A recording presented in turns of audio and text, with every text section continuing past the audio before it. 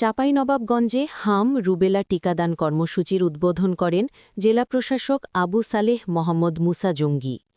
আমাদের চাঁপাইনবাবগঞ্জ জেলা প্রতিনিধি মাহিদুল ইসলাম ফরহাদের পাঠানো তথ্য ও ভিডিও চিত্রে ডিডি ডেস্ক রিপোর্ট। চাঁপাইনবাবগঞ্জে হাম রুবেলা টিকাদান কর্মসূচির উদ্বোধন করা হয়েছে।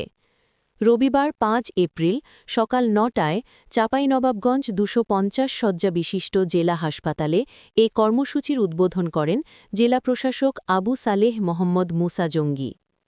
দেশের বিভিন্ন এলাকায় হামের প্রাদুর্ভাব বৃদ্ধি পাওয়ায় জরুরি ভিত্তিতে সরকার এ টিকাদান কার্যক্রম শুরু করেছে। রবিবার সকাল ৯টা থেকে বিকেল ৫টা পর্যন্ত দেশের ৩০টি উচ্চ ঝুঁকিপূর্ণ উপজেলায় একযোগে এ কর্মসূচি চালু হয়েছে।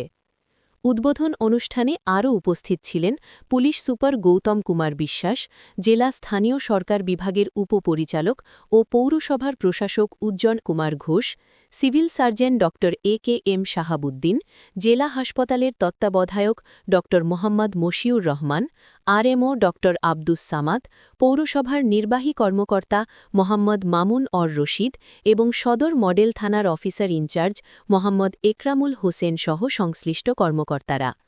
অনুষ্ঠানে প্রধান অতিথি জেলা প্রশাসক বলেন, চাঁপাইনবাবগঞ্জে সকল শিশুকে টিকার আওতায় আনা গেলে হাম রুবেলা প্রতিরোধ সম্ভব হবে। এতে দেশের শিশুরা সুস্থ ও নিরাপদ থাকবে। তিনি আশ্বাস দিয়ে বলেন, টিকার কোনো ঘাটতি হবে না এবং সবাইকে দায়িত্বশীলভাবে কাজ করতে হবে।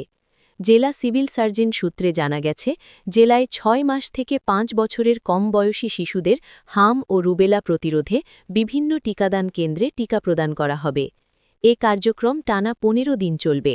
উল্লেখ্য যে সারা দেশের ১৮টি জেলার ৩০টি উপজেলায় একযোগে এ টিকাদান কর্মসূচি শুরু হয়েছে এবং এতে আন্তর্জাতিক বিভিন্ন স্বাস্থ্য সংস্থা সহযোগিতা করছে বলে জানা যায়।